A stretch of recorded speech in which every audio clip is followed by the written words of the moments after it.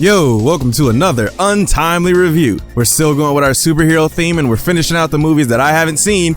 I couldn't care less about the Carol Danvers version of Captain Marvel, so I let this one pass me by. Let's see if I should have kept this one in the past or if I really missed out with this one. So, spoilers for Samuel L. Jackson's best looking movie since 1995. So, starting out, the Marvel intro is changed to a Stan Lee tribute, which should have happened with Endgame too, but I'll get to that movie eventually. The movie actually opens up with dust, sediment, dirt, blue blood, and a chaotic scene. But it's all a dream as we see Carol waking up, and as she stands in front of her window, we see the city she's in, Hala, which is the capital of the Kree Empire.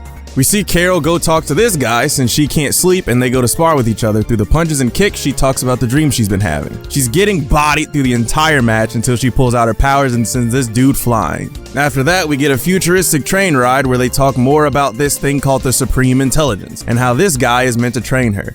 By the way, Carol is called Vers for some reason by this guy, whose name we still don't know yet. I think she's called that because it's the ending part of Danvers, but we'll see at the end, I guess. So Carol goes to the Supreme Intelligence and it tells her, just like the guy did, that she struggles with her emotions and then gives a rundown on what the scrolls are for the audience because there's no way Carol doesn't already know. For those at home, the scrolls are shapeshifters and enemies of the Kree. It's really all you gotta know. Carol gets her mission from the nice AI lady, and there's banter about the who guy being objectively handsome. We then get a bunch of names of things and I'm sure won't be important, so we can skip all of that, but the gist of the mission is that it's a Black Ops rescue mission. Once we get to the surface of the planet, this guy pulls out extendo guns. The team starts beefing with locals because they aren't sure if they're Skrulls or not, and we find out that yep, they're all Skrulls. Then we get action, explosions, and then Carol gets space tased and captured, and we get a couple flashbacks to Carol's life on Earth, and the only one that matters is one where a cat named Goose shows up. But the point of the flashbacks are that the Skrulls are looking through Carol's memories for something. We find out that they're looking for a Dr. Lawson, some lady that seemed to be close to Carol back when she was on Earth. She breaks out of the mind-watching thing, attacks some Skrulls, and makes her way out of the ship, but crash lands in a blockbuster on Earth, unless they have those around the universe.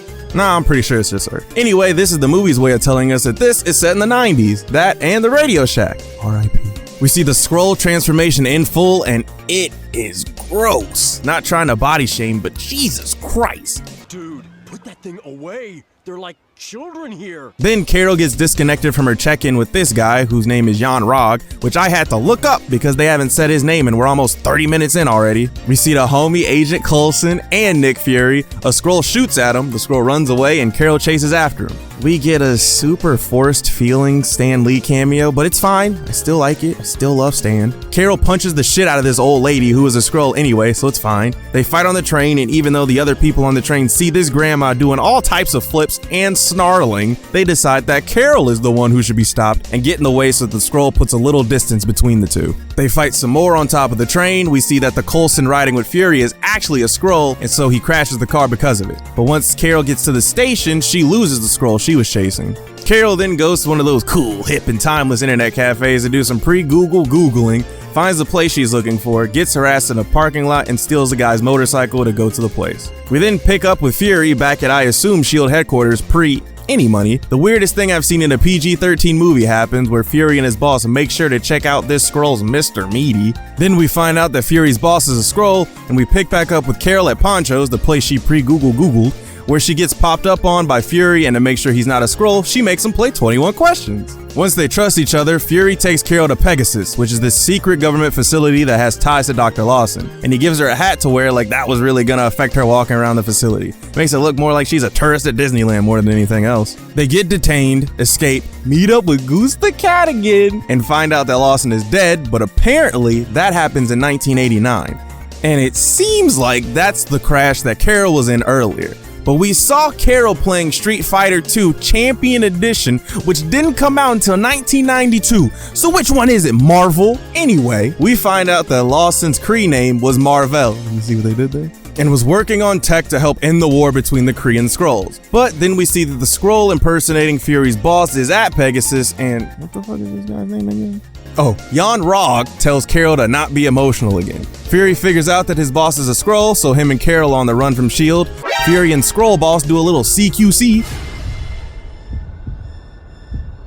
Fury gets his ass handed to him, and Carol saves him, and Coulson proves that he's a real one by helping Fury and Carol escape. While escaping on a ship they stole, we find out that pretty little baby Goose was on the ship when they took it. We get some nice dialogue between Fury and Carol. We see how Yon-Rogg and the Kree team are dealing with finding Carol, and Fury and Carol go to Louisiana to find Maria Rambeau, who was the last person to see Carol on Earth.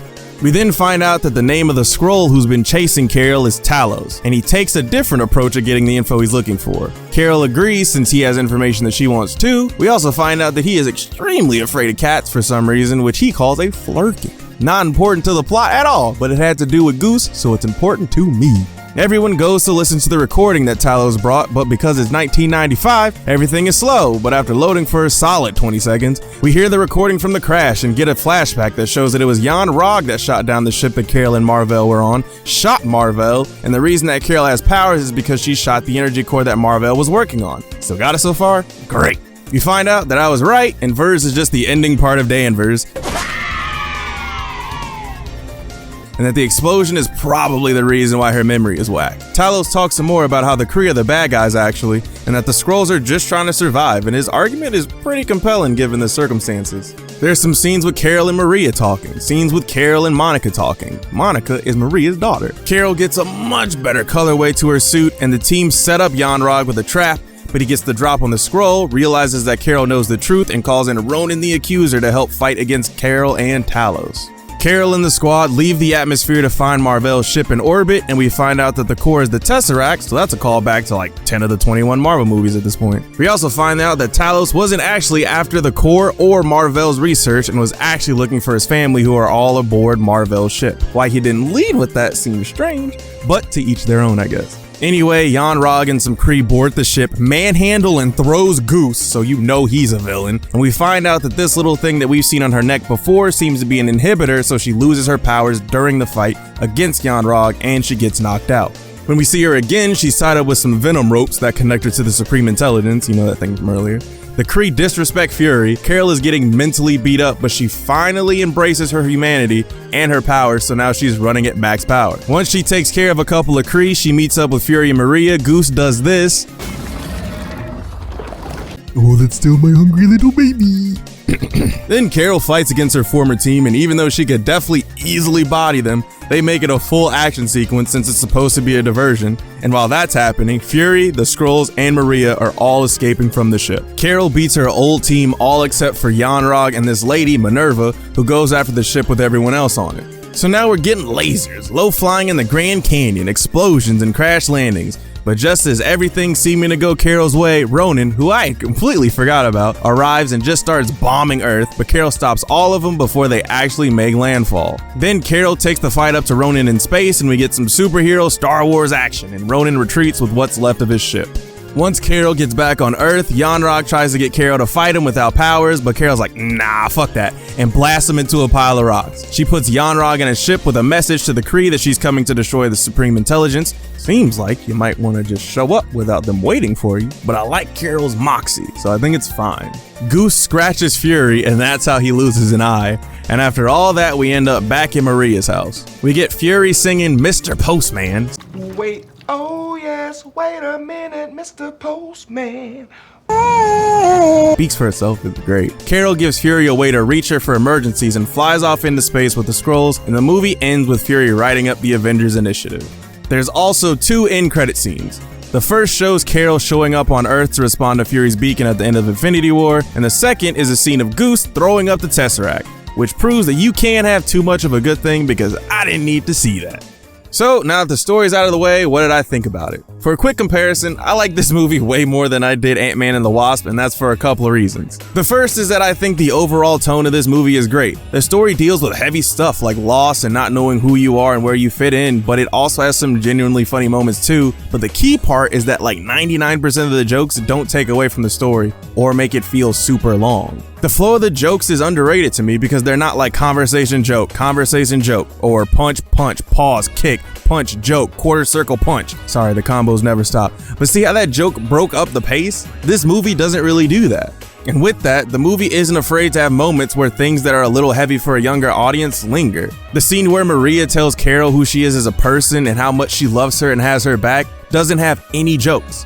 It's just that emotional scene between friends and then we move on. There isn't even a joke afterwards, it's just business, and it's just really refreshing to see that. I also really like Carol as a character as a whole in this movie. She's really vibrant and snarky, and Brie Larson does a really good job at making Carol a character that I actually like for once. There's still a lot of that headstrong, I'm gonna do what I want type of thing, but I think for this story it works. It doesn't feel too extreme, and given how she's been treated the past couple of years, I get it. The only thing that I didn't really like about this movie was kind of the pacing. It felt like certain parts dragged along, especially in the beginning, and really ramped up in the middle, but instead of feeling like a climax, it felt like the story just could have ended there. I'm not saying that I think this movie was too long like some of the other MCU movies, but just the way that the story was going, it felt like it was ending around the middle part. Aside from that, there wasn't really anything I didn't like or outright hated. Everyone's performance was good. It was great to see Fury unprepared and a little amateurish. Even the twist about the Skrulls was interesting. Since they're probably not going to do an MCU version of Secret Invasion anyway, I think it's cool that they're going in this direction.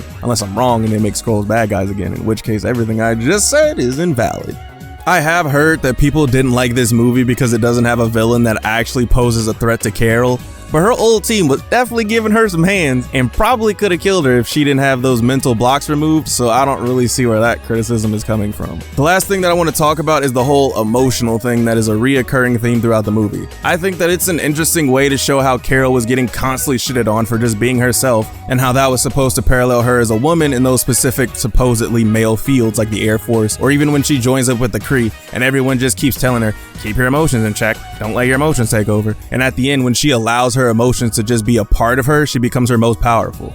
I'm not smart enough to really talk about the intricacies of if this is a good representation to show off the youth and specifically young women, but I liked it. So finally, I think this movie is definitely worth checking out. It works in the MCU, but I think that it definitely works best as a standalone movie, just because all the little connections don't really add too much to the story. I definitely think that some of the people who were shitting on the movie had other reasons aside from just the story itself, but hey, who knows? So what did you think? Was the review marvelous or trash like the people who don't like Goose? What should I review next? Let me know in the comment section below, and thanks for watching.